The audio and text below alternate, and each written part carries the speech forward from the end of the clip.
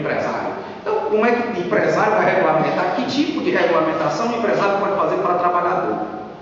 É a mesma coisa, que tipo de discussão a Troika pode trazer sem perguntar aos trabalhadores? Né? Eu lembro de novo, né? Do mesmo medo que eu estou da visão dos neurocientistas sem discutirem com demais, o Boaventura chama isso de visão monocular. Né? A visão monocular da ciência, a visão monocular do direito. Né? Então, nessa perspectiva, eu fiquei assim, não legitimar a supressão de direitos, negociação limitada pela... Não, ela agora pode, não necessariamente melhorar no Brasil, é desse jeito. A gente é para negociar para melhorar. Se for para piorar, não precisa de negociação. E se negociar para piorar, a tendência é que aquilo seja tornado nulo. Nós temos até uma ação chamada ação anulatória de cláusula de convenção coletiva. Um dos motivos de anular é retroceder. Certo? Então, eu fiquei nessa perspectiva e o mote dessa discussão veio com o professor David Harvey, né, com o livro Democracia, O Enigma do Capital. E nessa perspectiva que eu fiquei com medo hoje, quando o professor de Brito também falou, a questão da tirania da maioria, do Tocqueville, né, e vi aquele pensamento sobre Tocqueville, eu fiquei pensando o pensamento do Tocqueville da tirania da maioria, pensando o pensamento dominante da ciência dos neurocientistas, e vim para cá para o Harvey. Né? O mundo de hoje, desde o Harvey, parece mais propenso a acabar sendo governado pela ditadura de seus banqueiros centrais do que pelos trabalhadores. E o pior, do que também de seus empregadores, do que também de seus estados.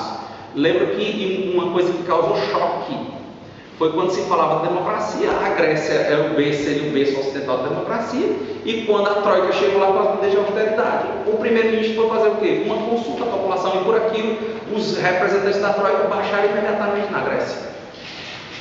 E disseram, não é para perguntar, olha aí a tirania da maioria, e aí não é da maioria, a tirania da minoria. Né? Não é para perguntar, é para cumprir. Eu fiquei a me questionar esses pensamentos, e o Harvey diz isso, né? O Nexo Estado Finanças tem todas as características de uma instituição feudal, repleta de intrigas e passagens secretas, exercendo um poder estranho e totalmente antidemocrático, não apenas sobre o capital que circula e se acumula, mas sobre quase todos os aspectos da vida social. A fé cega nos poderes coercitivos residentes no Nexo Estado Finanças é consistente com a confiança e as expectativas que Keynes considerou tão cruciais para a sustentação do capitalismo. Então, acho que é o momento da gente rediscutir, talvez, um aprofundamento da democracia. E partir desse aprofundamento da democracia, já da questão dos temas, para respeitarmos o que esses movimentos que já vinham de anos e anos de ditadura, que não dava mais para suportar. Isso aconteceu na América Latina inteira, né? Quando o Brasil veio a ditadura brasileira, vários porta-voz norte-americanos encostaram lá para garantir a ditadura, e depois veio a fatura da conta. E assim foi na América Latina inteira, teve Portugal na mesma perspectiva. Então, estávamos andando na mesma onda. Essa onda nos levou até onde?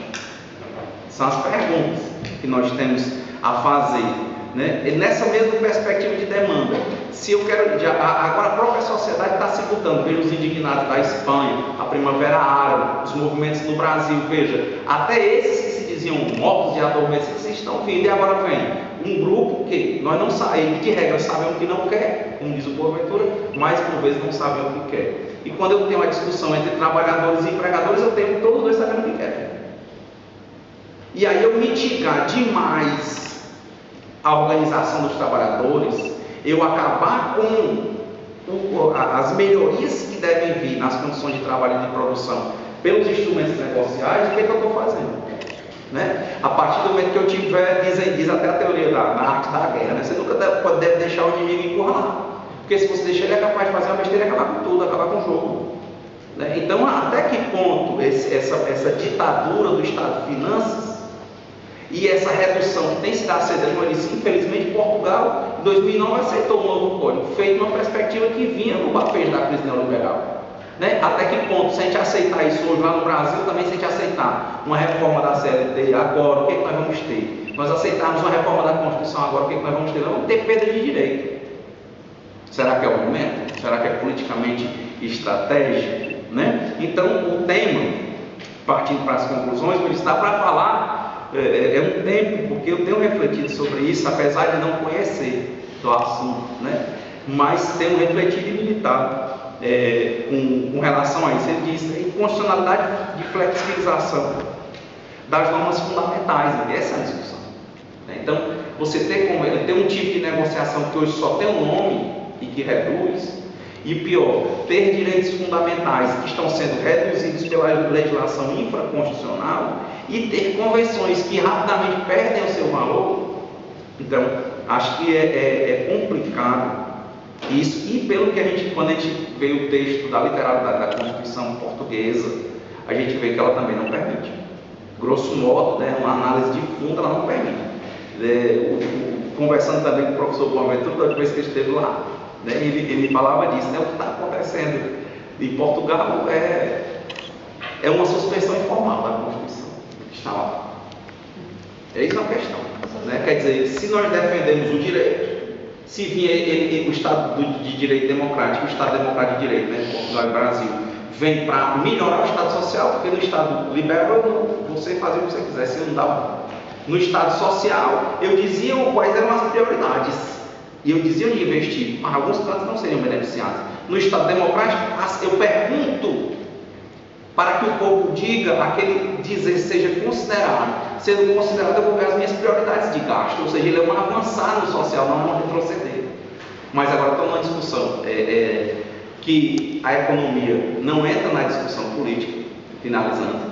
Também um texto que eu cito, que eu fiquei muito reflexivo, de uma tese de doutorado da professora, é um livro chamado Democracia contra Capitalismo, professora Ellen Maxine-Wood. Ela vai discutir, inclusive, a democracia dentro da casa. Ela vai dizer o seguinte: essa questão de dizer, ela vai mostrar o caminho, como é que tirar a política da discussão. Aliás, a economia da discussão política. Como? Quando você diz assim, é econômica, não tem discussão política. Não, mas não pode. Se todo foi feito pelos homens com discussão, como é que agora cria-se um setor que não é discutível? É uma pergunta. Vale a pena ler o livro? Ela começa logo, só para você ter uma noção, vai dizer que o discurso que ganhou não quer dizer que é o certo. Ela tira de nada. Ela vai dizer que Sócrates, lá na República de Platão, falando, né, que ele discutia com os sofistas, e ele dizia que o rei filósofo, ele não trabalhava, ou seja, era uma coisa feita para legitimar quem estava no poder e para manter quem estava no